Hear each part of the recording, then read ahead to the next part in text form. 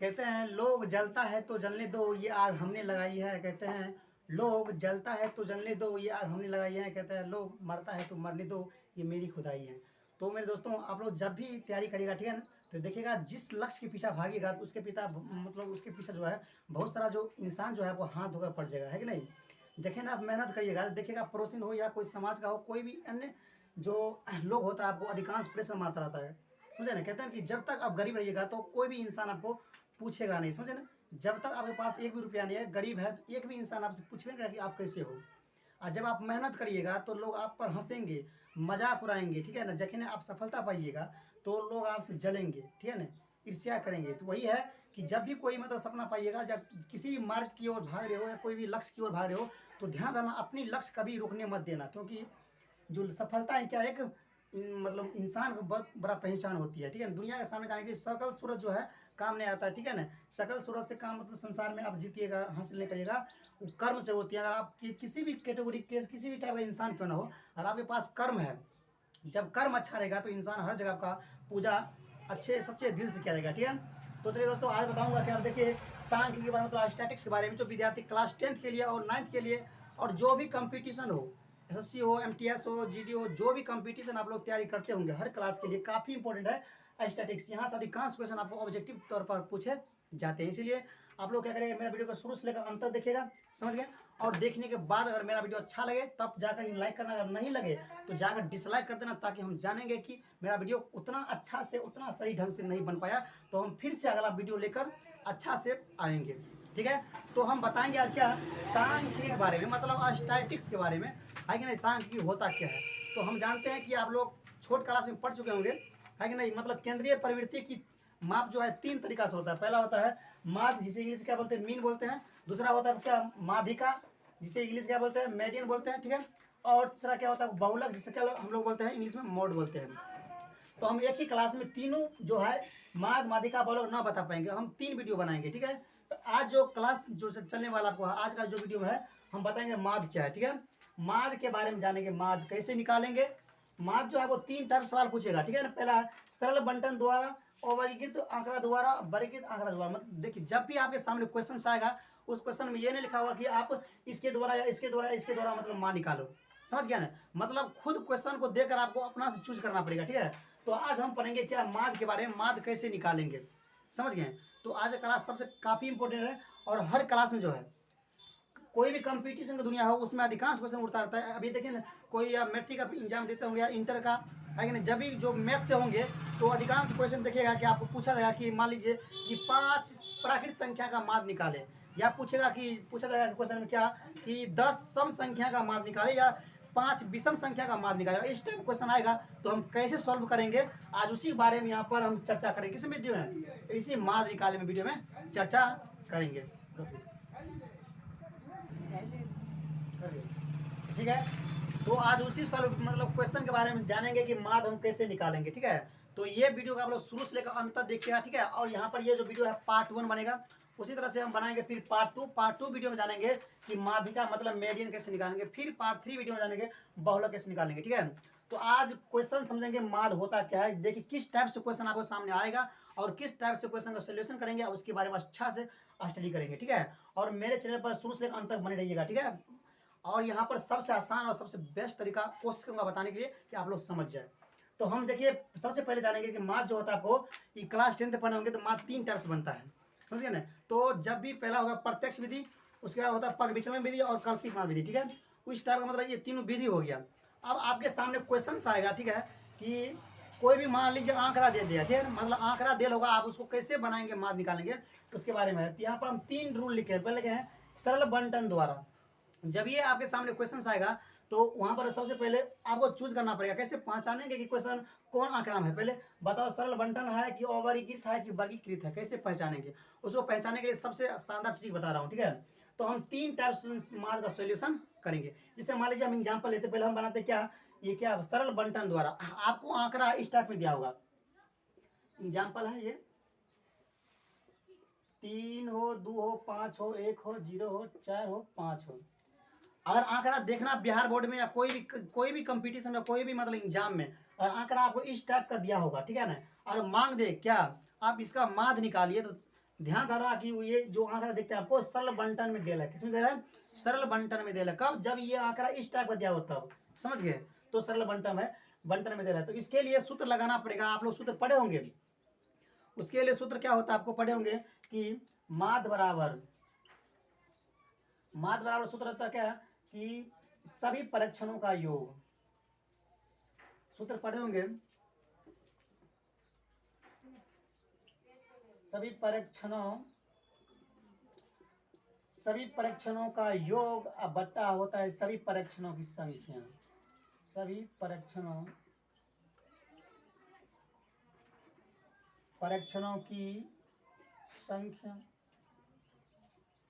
ठीक है, तो आप लोग यहाँ पे फोकस मारिएगा। ठीक है, जब आपके सामने आंकड़ा अगर इस टाइप में दिया गया 2 3 5 1 0 4 5, ठीक है, और इस टाइप में आपको सामने आंकड़ा दिया होगा तो ध्यान धरना कि वहां पर वो सरल बंटन है, और जो सरल बंटन होती है तो इसके लिए सूत्र लगाना क्या? माध्य बराबर सभी परीक्षणों का योग बटे सभी परीक्षणों की संख्या। ठीक है, तो यहाँ पर देख सूत्र लगा दिए।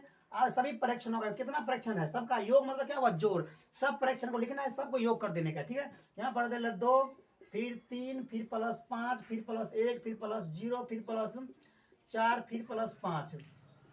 यहाँ पर स्पष्ट कह रहा है क्या? सभी परीक्षणों की संख्या, मतलब आपके प्रश्न में, आपके सवाल में जितना भी परीक्षण दिया होगा सबका योग कर लेने का। और नीचे में कहता है बट्टा सभी परीक्षणों की संख्या। आप सभी परीक्षणों गिनेंगे कितना है, गिन लीजिए। 1 2 3 4 5 6 7 है, तो 7 वो परीक्षण हुआ। आप 7 क्या करें? डिवाइड कर देंगे, मतलब 7 से भाग कर देने का। ठीक है, अब यहाँ पर सबका क्या करें? कैलकुलेशन कर लीजिए, तो जोड़ लीजिए। ठीक है, अब यहाँ पर जोड़ेंगे 3 2 कितना हो गया? 5 5 में जोड़ेंगे 5 कितना हो गया? 10 हो गया। 10 में जोड़ेंगे 11 11 में जोड़ेंगे 0 तो 11 ये होगा। समझ गए ना? उसके बाद 11 और 4 कितना हो गया? 15 और 15 11 और 4 15 और 15 5 हो गया कितना? 20 हो गया। तो 20 अब बट्टा कितना हो गया? 7 हो गया। आप क्या करेंगे? 20 में 7 डिवाइड करेंगे, आपको तुरंत मार्क निकल जाएगा। तो इतना ही ध्यान रखना। कोई भी कंपटीशन में अधिकांश क्वेश्चन उड़ता रहता है। ठीक है, इस टाइप का आंकड़ा दे लगा। और ये अधिकांश क्वेश्चन जो आपको ऑब्जेक्टिव तौर पर पूछते हैं, ठीक है, कोई भी एग्जाम होता है अधिकांश देखिएगा इस टाइप का जो आंकड़ा है आपको ऑब्जेक्टिव तौर पर पूछेगा कि मान लीजिए कभी काल पूछ देगा कि 5 प्राकृत संख्या का माध्य निकाले। तो हम जानते हैं कि प्राकृत संख्या, पूर्ण संख्या, सम संख्या, विषम संख्या, आभाज्य संख्या, परमेय संख्या और परमेय संख्या क्या क्या होता है। तो इसका वीडियो हम बहुत जल्द ही लेकर आएंगे, इसलिए मेरे चैनल पर आप लोग बने रहिएगा। ठीक है, तो प्राकृत क्या होता है, पूर्ण क्या होता है, सम क्या होता है, विषम क्या होता है। तो बिहार बोर्ड में कभी काल पूछेगा कि 5 प्राकृत संख्या का माध्य निकालिए। तो हम जानते हैं कि प्राकृत संख्या जो आपको 1 से शुरू होता है कि नहीं? 1 2 3 4 5, आप जहां तक गिन सकते हो सब प्राकृत संख्या कहलाता है। 5 कह रहा है तो 5 प्राकृत संख्या लिख लेना है। 1 2 3 4 5 सबको जोड़ देना है। कितना संख्या गिन लेना? 5 होगा, तो 5 से डिवाइड कर देना है, आपको तुरंत माध्य निकल जाएगा।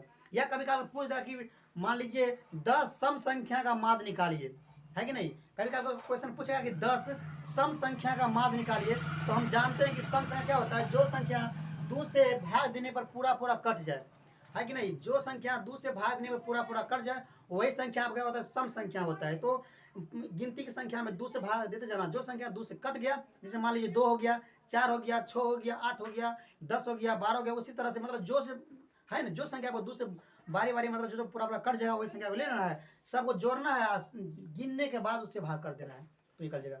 उसी तरह से क्या पूछेगा कि मान लीजिए 7 विषम संख्या का माध्य निकालिए। तो हम बताए थे विषम संख्या होता है वो वैसी संख्या जो 2 से पूरा पूरा भाग देने पर क्या हो, न कटे, उसको क्या बोलेंगे? हम विषम संख्या बोलेंगे। तो सम विषम प्राकृत पूर्ण क्या होता है, इसका स्टडी हम अगला वीडियो में बहुत जल्द ही करेंगे। ठीक है, इसीलिए यहाँ पर जो हम पढ़ते हैं क्या माध्य के बारे में, इसके बारे में अच्छा से आप लोग स्टडी कर लीजिए। तो बताए थे जब आंकड़ा इस टाइप में रहेगा, देख रहे हैं ना, तो हम यही सूत्र लगाएंगे क्या? सभी परीक्षणों का योग बटे सभी परीक्षणों की संख्या। तो सभी परीक्षणों का हम योग कर देंगे, गिन कर उससे भाग कर देंगे, आंसर आपको आ जाएगा। ठीक है, तो 20/7 हुआ, 20 में 7 से भाग कर दीजिए, आपको आंसर आ जाएगा जब आंकड़ा इस टाइप में दिया हुआ तब। ये हो गया आपको सरल बंटन द्वारा। ठीक है, कभी काल को देखिएगा आंकड़ा इस टाइप में दिया होगा आपको। अब हम इसके बारे में जानते हैं ये क्या होता है, ये अवर्गीकृत आंकड़ा क्या होता है। ठीक है, आप जानेंगे अवर्गीकृत आंकड़ा के बारे में। ठीक है, तो अवर्गीकृत आंकड़ा आपको इस टाइप कर दिया रहेगा। आपको यहां पर चर लिखा होगा, इसमें लिखा होगा बारंबारता। हम बारंबारता को एफ से जानते हैं। एफ का फुल फॉर्म हुआ फ्रीक्वेंसी। फ्रीक्वेंसी मतलब एफ से शॉर्ट में जानते हैं, फ्रीक्वेंसी हुआ। और ये क्या हो गया, मतलब चर को हम एक्स से करते सूचित। ठीक है,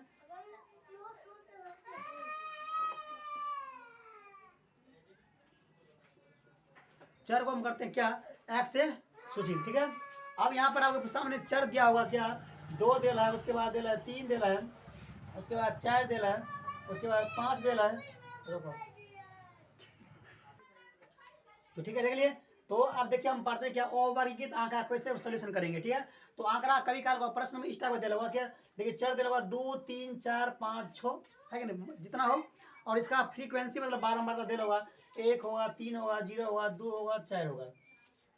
और मान लीजिए इस टाइप का मतलब देर होगा सवाल में, अगर इस टाइप का सवाल आएगा तो समझ आना ये तो आपको सरल बंटन द्वारा तो नहीं बनेगा, क्योंकि हम अभी जस्ट पढ़े हैं कि आंकड़ा जब इस टाइप में दिया हो तब ये सूत्र फॉलो करेंगे कब, कि सभी परीक्षणों का योग बटे सभी परीक्षणों की संख्या। ये अधिकांश क्वेश्चन आपको ऑब्जेक्टिव में अधिकांश उठता है, अधिकांश उठता है, इसको दिमाग में बैठा लीजिए। हर कंपटीशन में, हर परीक्षा आपको काम आएगा। क्या सरल बंटन विधि मतलब माध्य कैसे निकालेंगे, इस टाइप का आंकड़ा दिया। अब जानते हैं, देखिए अगला एग्जाम्पल कि अवर्गीकृत आंकड़ा आपको कैसे पहचानेंगे। अब देखिएगा कि चर आपको इस टाइप का दिया होगा, चर 2 3 4 5 6 जिस टाइप का मतलब चर दिया हो, और उसकी फ्रीक्वेंसी बारंबारता है 1 3 0 2 4 इस टाइप का आंकड़ा दिया होगा। तो हम इसको कैसे सॉल्यूशन करेंगे, तो देख लीजिएगा, कुछ नहीं करना है, पूरा सिंपल है कि नहीं। तो उसके लिए सूत्र लगाना है क्या आपको, देखिए माध्य बराबर, तो माध्य बराबर सूत्र होता है इसके लिए क्या, सिग्मा एफ एक्स बटा सिग्मा एफ। आप लोग ध्यान धरना, सिग्मा का अर्थ क्या होता है, जोड़, क्या होता है, जोड़ होता है। और एक जस्ट बताया मतलब एफ क्या हुआ, बारंबारता हुआ है कि नहीं, और एक्स क्या हुआ, अभी चर हुआ है कि नहीं। ये सूत्र हुआ माध्य बराबर सिग्मा एफ एक्स बटा क्या, सिग्मा एफ। यही सूत्र फॉलो करेंगे कब, जब आंकड़ा आपको इस टाइप में दिया हुआ तब। तो बनाइए, यहाँ पर कह रहा है सिग्मा मतलब जोड़ हो गया, कथी जोड़, एफ एक्स का जोड़, एफ ये हो गया, एक्स ये हो गया, है ना। आप दोनों के बीच में क्या गुना चिन्ह है कि नहीं।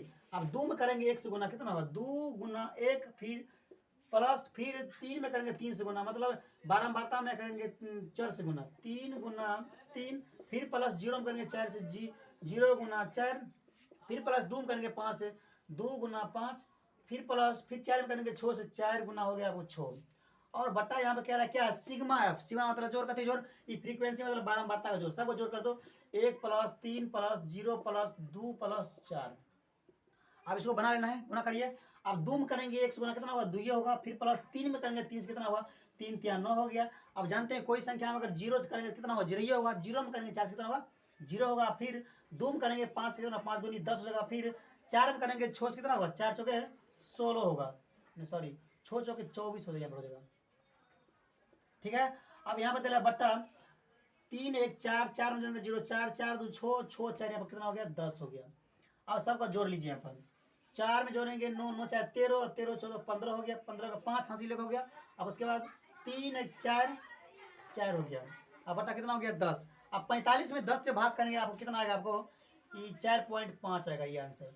जब आपको आंकड़ा इस टाइप में दिया हुआ तब ये सूत्र फॉलो करना, कौन, कि माध्य बराबर सिग्मा एफ एक्स बटा सिग्मा एफ, यही सूत्र फॉलो करने का। तब जब आपको चर दिया रहेगा, है कि नहीं, चर दिया रहेगा और बारंबारता दिया रहेगा, तब ये इस टाइप का दिया हुआ तब लगाना है, ठीक है। क्या, सिग्मा एफ एक्स बटा सिग्मा एफ सूत्र लगाना है। और सिग्मा अर्थ बताइए दिया है क्या होता है, जोड़ होता है, कथी का जोड़, फ्रीक्वेंसी और चर का जोड़, दोनों गुना करो फिर जोड़ो, फिर दोनों गुना करो फिर जोड़ो, फिर दोनों गुना करो फिर जोड़ो, फिर दोनों गुना, ऐसे करके बना लीजिएगा, तो आपको समझ जाओ अवर्गीकृत आंकड़ा बन जाएगा। जब आंकड़ा इस टाइप में दिया हुआ तो समझ जाना वो जो आंकड़ा आपको है किस, ये अवर्गीकृत, कथी है, अवर्गीकृत है, समझ गए। तो मार्क 2 टाइप से सीख गया। अगर आंकड़ा सीधा दिया हो तो उसे बोलते हैं सरल बंटन द्वारा सॉल्व करेंगे, है कि नहीं। उसके लिए सूत्र फॉलो करना, माध्य बराबर सभी परीक्षणों का योग बटे सभी परीक्षणों की संख्या। जब आंकड़ा आपको इस टाइप में दिया हुआ तो समझ जाना वो क्या होता है, अवर्गीकृत आंकड़ा होता है। तब ये सूत्र फॉलो करना, माध्य बराबर sigma F x sigma F, ये सूत्र फॉलो करना है, समझ गए। अब लास्ट यहाँ बच गया क्या, देखिए वर्गीकृत आंकड़ा। अब इसको कैसे सोल्यूशन करेंगे इसके बारे में